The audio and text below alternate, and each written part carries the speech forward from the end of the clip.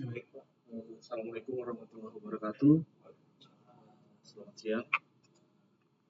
Terima kasih atas waktunya. Di sini kami akan coba memanfaatkan hasil analisis struktural untuk gedung yang ada di SMK 7. Untuk lokasi kegiatan itu mungkin sudah dijabarkan tim arsitektural. Jadi ini secara visualnya berada di hutan mangrove, hutan mangrove yang ada di Kampung Baru Ujung. Next. Nah, ini soal investigasi yang telah kita lakukan. Jadi kita telah melakukan 3 soal investigasi dengan metode SPT, yaitu boring. Jadi ada 2 titik yang linear, jadi di BH0102 dan kita ambil juga di BH03. Iya, Pak. Ya, benar. Okay, next. Jumlah kondisi di lapangan itu pasang surutnya cukup besar, cepat, Pak.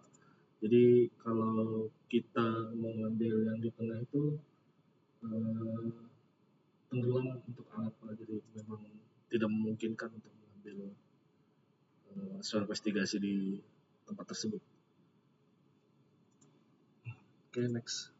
Nah, ini untuk topografi, kita juga melakukan topografi lahan. Ini pun kejar-kejaran dengan pasang surut, jadi di beberapa waktu kita harus memakai perahu untuk melakukan identifikasi geometri permukaan dari lahan tersebut. Next. Nah, di sipil sendiri sebenarnya kita itu merealisasikan imajinasi arsitektural. Jadi arsitektur akan memberikan konsep gambar, kita melakukan analisis untuk mengetahui kondisi bangunan tersebut layak dibangun atau perlu perkuatan. Jadi mungkin secara visual nanti arsitek cukup bagus, hanya saja nanti di lapangan bentuk tersebut harus mengikuti konsep desain dari sipil. Jadi bentuknya akan sama, cuma secara estetik sedikit berbeda. Okay, next. Nah, untuk syarat umum perencanaan kita memang merujuk pada 4 kaidah ini. Yang pertama adalah kekuatan, selanjutnya adalah kekakuan, yang paling penting adalah bangunan tersebut dapat dibangun dan memiliki nilai ekonomis. Next. Nah, untuk segmen-segmen di struktur sendiri itu ada 2 segmen, yaitu struktur bawah, yaitu untuk fondasi, itu yang akan menerima distribusi beban dari struktur atas. Dan struktur atas itu adalah yang tervisual secara kasat mata. Next. Ini adalah beberapa elemen dasar struktur. Jadi di struktur sendiri, di struktur bawah ada pile cap, ada nanti untuk struktur fondasi dalam berarti kita harus pakai piling. Di struktur bangunan atas itu akan terdiri dari skeletonnya, ada kolom, balok, dan plat lantai. Itu secara umum. Jika diperlukan perkuatan terhadap kondisi dinamis, biasanya kita akan menambah shear wall. Next. Nah, ini adalah konsep dasar dari gaya yang terjadi pada bangunan. Jadi nanti kita akan menganalisis terhadap beberapa kali kombinasi pembebanan. Jadi nanti ada beban gempa karena memang kita sudah masuk zonasi gempa, dan juga ada beban lateral yang terjadi pada bangunan bawah yang diakibatkan oleh distribusi beban yang terjadi di struktur atas. Next. Nah, untuk konsep desain perencanaan sendiri kita tetap memegang pada konsep strong column weak beam, di mana struktur kolom itu harus lebih kuat dari balok. Kenapa? Itu kita inginkan adalah pada saat terjadi bencana seperti gempa, yang runtuh duluan adalah balok. Jadi pada saat balok runtuh, kita masih bisa melakukan evakuasi orang yang ada di dalam, karena pasti akan ada celah atau lorong yang bisa kita lalui. Tapi kalau misalnya kolom kita jelek atau lebih buruk daripada balok, dia akan runtuhnya akan seperti ini, Pak. Jadi orang di dalam tidak sempat evakuasi. Okay, next. Untuk yang disebut dengan gedung bertingkat, itu low rise building itu 3-4 lantai atau ketinggian lebih dari, sampai 10 meter. High rise itu lebih dari 4 meter. Next. Nah, dalam melakukan desain juga kita biasanya memberikan masukan terhadap arsitektur untuk memberikan bentuk yang sederhana dan simetris. Fungsinya untuk apa? Untuk menyalurkan distribusi beban itu secara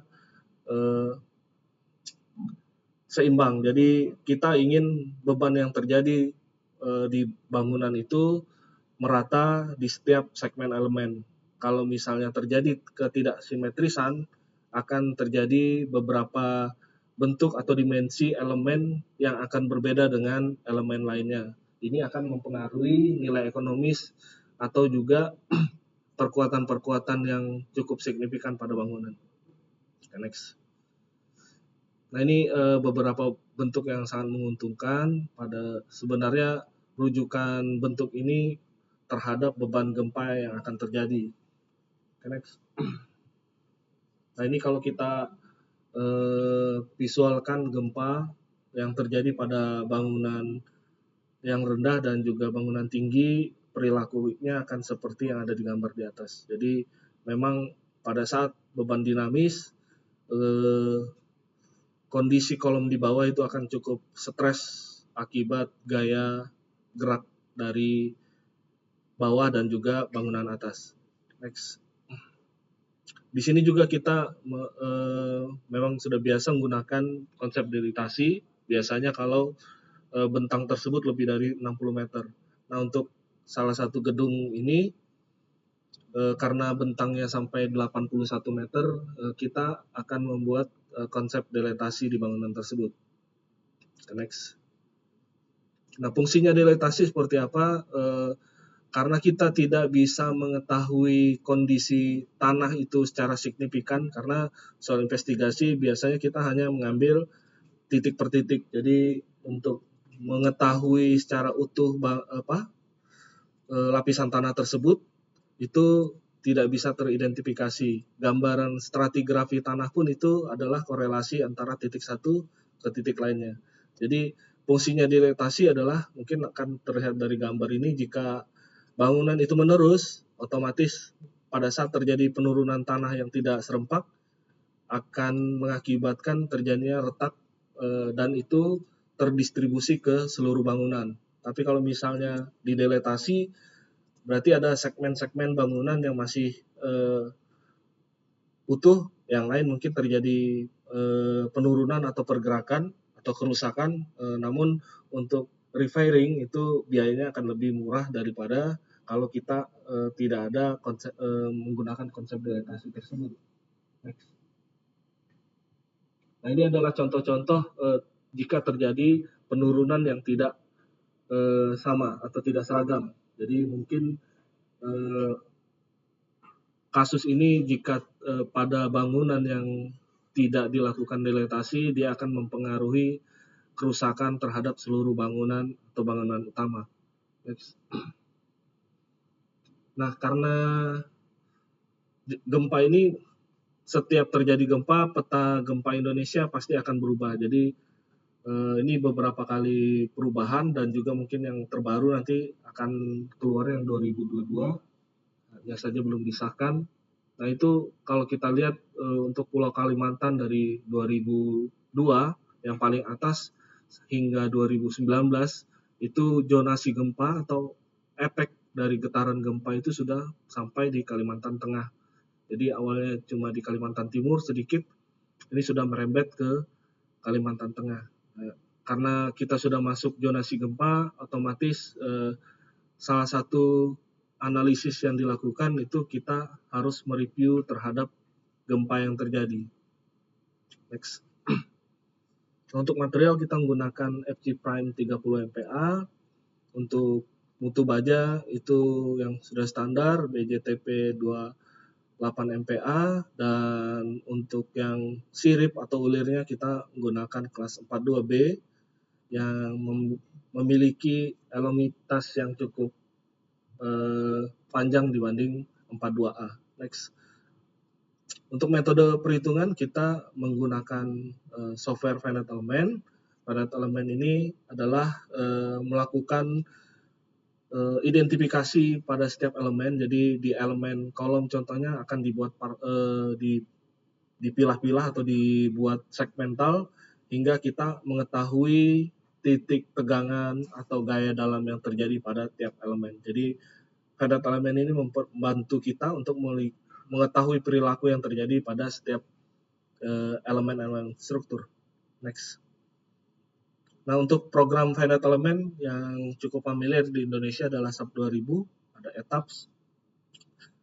Indonesia sendiri sudah punya, itu dari Bandung, itu yang Sanspro, dikeluarkan oleh dosen Universitas Parayangan, Panatan Madu 7.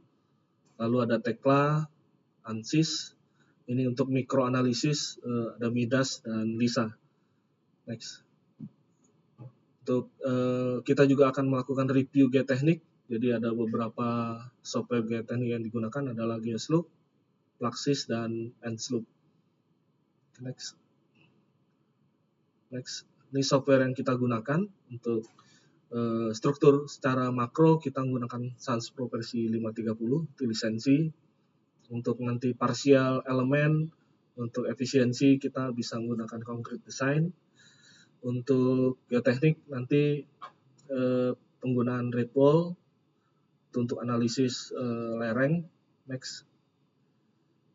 Ini baja, kita juga lisensi. Untuk Ensloop juga untuk analisis penurunan yang terjadi. Kita akan bisa lihat di sini. Lalu kita juga punya software Nsettle 3 dimensi, itu untuk mengetahui penurunan yang terjadi pada bangunan. Next. Ini untuk HERATS adalah untuk analisis hidrologi, untuk mengetahui pasang surut dari kondisi yang ada di lapangan. Dan jika diperlukan untuk perkuatan, kita juga melakukan mikroanalisis. Untuk softwarenya adalah LISA versi 8, itu lisensi. Ini untuk mengidentifikasi tegangan yang terjadi. Next. Ini yang kita gunakan versi 530. Ini adalah lisensi kita. Okay, next. Nah, untuk pembebanan kita sesuai dengan SNI 1727 di 2013, yaitu penggunaan untuk tiap ruang bangunan nanti kita akan sesuaikan dengan beban guna bangunannya itu sendiri. Next.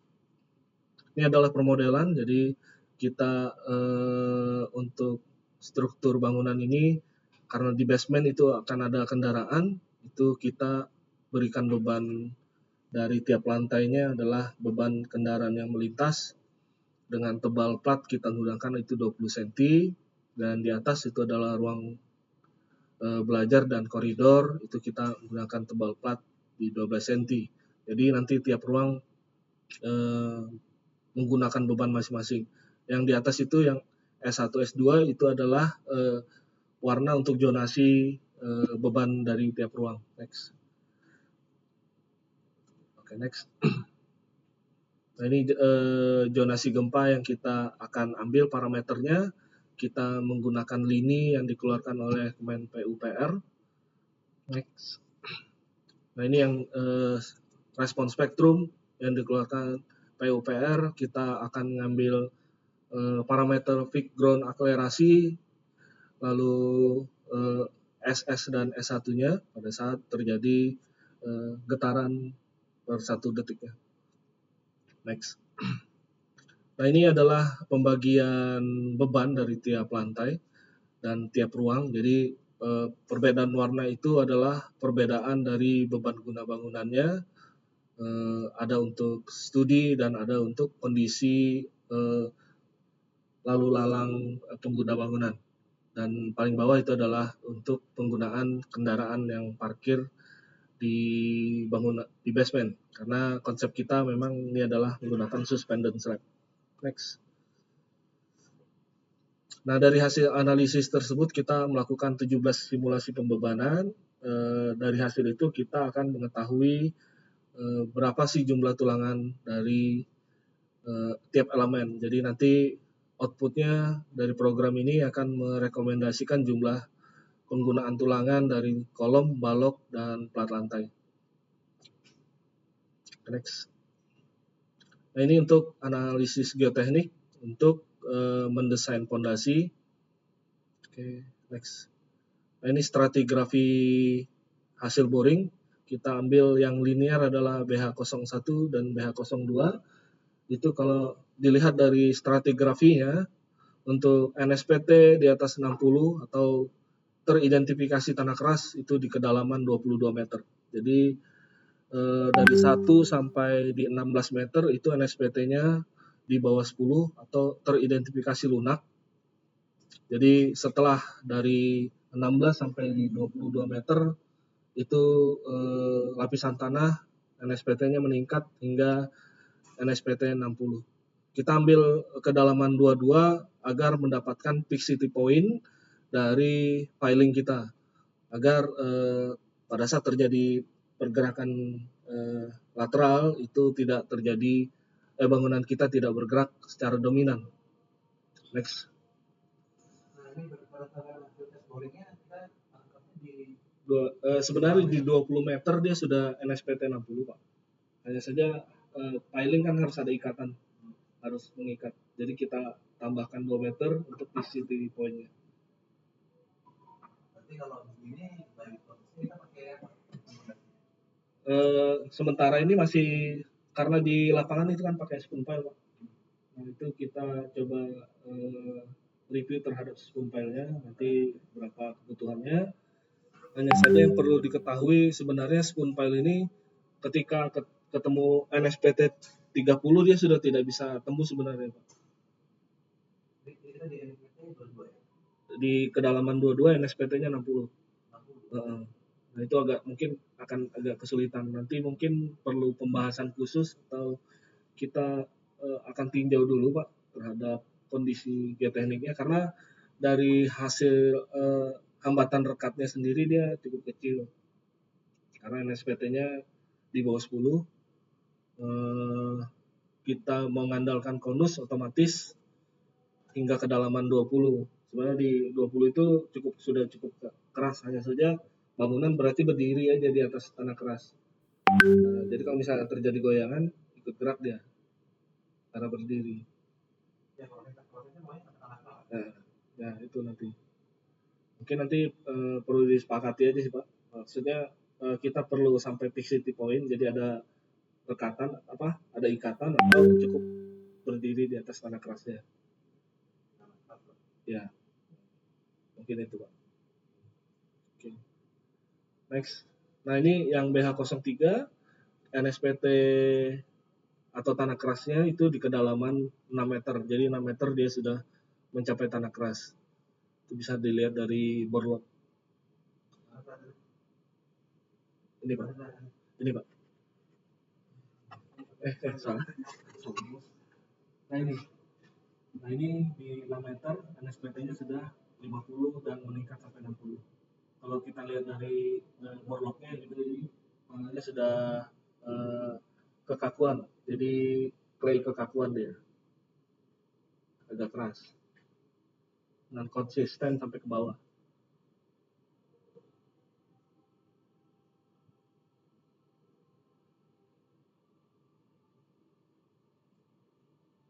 Oke, next.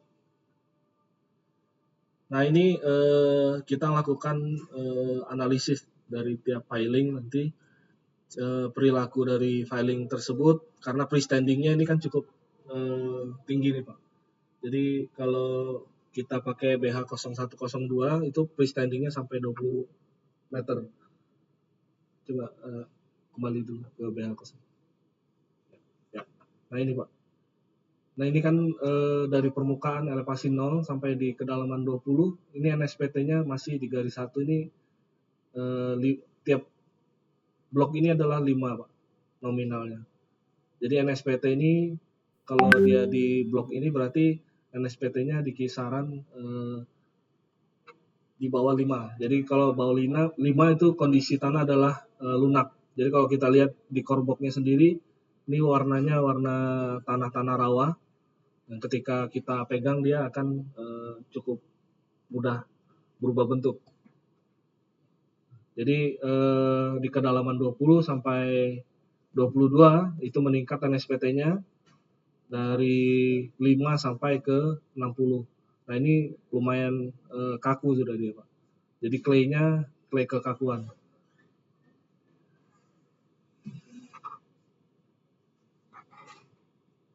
Nah ini juga sama dengan BH02. Kalau kita lihat di kedalaman 0 sampai di 20 itu kondisinya adalah tanah rawa. Seperti clay. Nah baru ketika di 20 dia meningkat dari NSPT 5 naik hingga NSPT 60. Nah ini warnanya juga sudah teridentifikasi clay kekakuan. Jadi ini keras semua.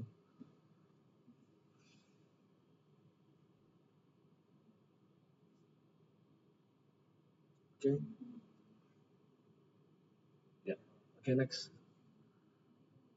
Nah ini grafik gaya dalam yang terjadi pada tiap tiang. Kita juga analisis akibat beban aksial yang terjadi untuk mengidentifikasi apakah momen yang terjadi pada tiang itu tidak melebihi momen crack produk. Jadi di spoon pile biasanya membatasi momen cracknya.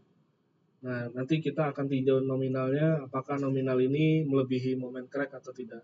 Kalau melebihi otomatis nanti bisa patah meskipun pada saat kita taruh di tanah keras dikasih beban aksial ternyata terjadi momen yang cukup signifikan karena memang ditinjau terhadap freestanding yang terjadi. Oke, next. Nah ini kalau kita meninjaunya terhadap end bearing, jadi NSPT 60 di kedalaman 22, kebutuhan spoon pile itu kita pakai diameter 50 dengan kapasitas spoon pile itu di 170 ton, jadi kebutuhannya sesuai yang ada di layout. Ini adalah ada 3 spoon pile dan ada 2. Next. Ya mungkin itu Pak dari kami. Mohon masukan untuk lebih sempurnanya laporan kami. Dan juga mungkin yang perlu di garis bawahi penggunaan sheet pile nanti Pak pada saat untuk daerah-daerah yang penanganan tersebut. Ya, karena ini freestanding kita 20 cm, mungkin nanti tidak menggunakan sheet pile beton itu Pak. Karena lebih cenderung patah dia dengan freestanding setinggi itu. Nanti kita coba simulasikan di geoteknik ya Pak. Apakah cukup menggunakan retaining wall nanti di permukaan kita kasih mungkin kakinya nanti di seal connectornya nanti yang kita perpanjang untuk di area lintasan. Atau kalau misalnya tidak memungkinkan lagi ya konsep tile slab gitu Pak di daerah koridor kendaraan.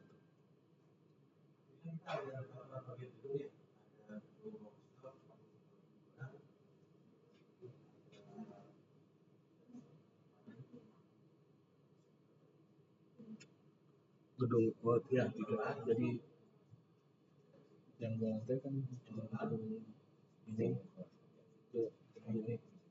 3 lantai. Yang sebaguna ya Pak. Dari gedung ini sistem sudah diidentifikasi. Sudah dianalisis. Nanti menggunakan spoon pile semua Pak. Jadi nanti titik 1 lantai ya. Karena kondisi tanah kita tidak memungkinkan untuk fondasi dangkal Pak. Jadi memang harus fondasi dalam semua. Hasil boringnya juga kan itu NSPT di bawah 5-nya itu cukup dalam deh. Spoon pile, cuma nanti mungkin jumlah titiknya aja yang lebih sedikit. Kita juga nanti untuk bangunan 1 lantai opsional menggunakan mini pile mungkin Pak. Karena kalau spoon pile kan terlalu boros. Kapasitas tiangnya terlalu besar untuk menopang bangunan kecil. Ya,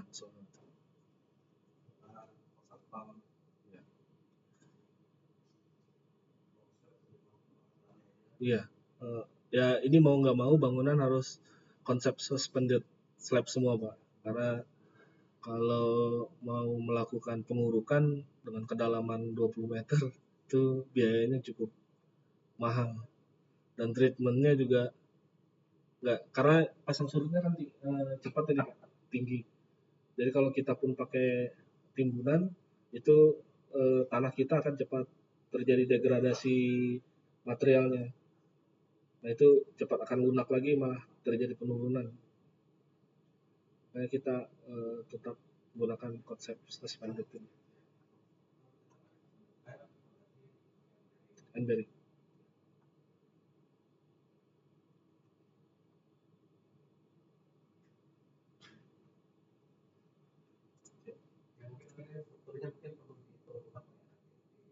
Ya,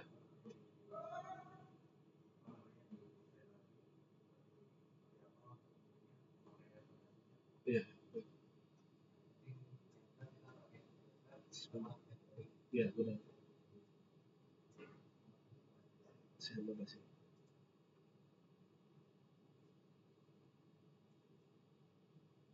Ya, cukup.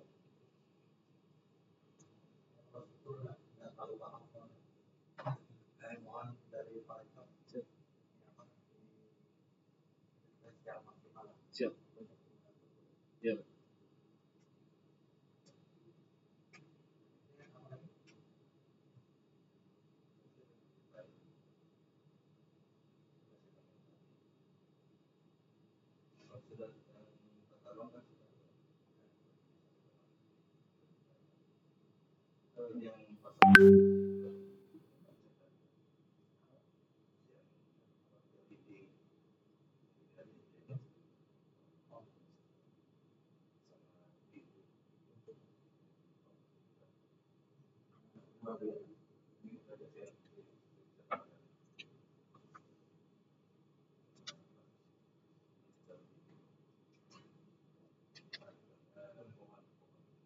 Vegetasi. Kalau itu Pak, kan kita lebih pengurukan nih.